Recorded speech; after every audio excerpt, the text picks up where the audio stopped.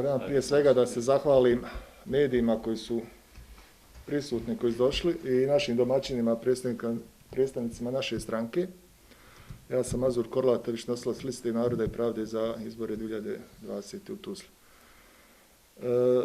Naša stranka je mlada stranka i prvi put se pojavljuje na lokalnim izborima i osnovni ciljevi naše stranke su bili borba protiv korupcije, kriminala i nepravde.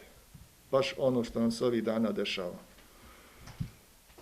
U toku izbornog dana i nakon svega uočeno je niz nepravilnosti u čemu ste i vi upoznati i sama činjenica da je veliki broj vreća, materijala izbornog 17. i 18. ponovo prebrojano, nas dovodi do jednog zaključka da smo ogorčeni svim dešavanjima okolo.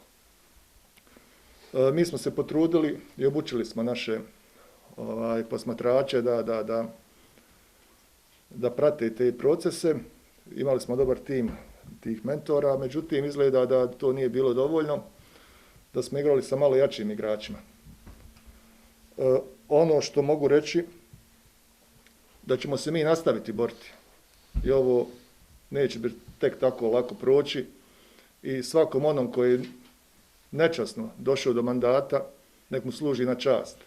A svima onima koji su časno, pošteno dobili svoj mandat, ja bih da čestitam i da znate da ćemo se u budućnosti boriti protiv ovoga. Sama činjenica, veliki broj nevažećih listića, mala izlaznost i onda mene koji prvi put izlazim na izbore ne čudi zašto mladi svijet više ne vjeruje u ovo, zašto ne izlazi na izbore i zato su ovi rezultati takvi kako jesu. Mi ćemo sve raditi na tome da mladi svijet izađe ponovo na izbore za 2 godine i ove sve nepravilnosti što su uočene sad ovim izborima pokušamo dovesti svest na minimum aktivnošću nas i naših članova.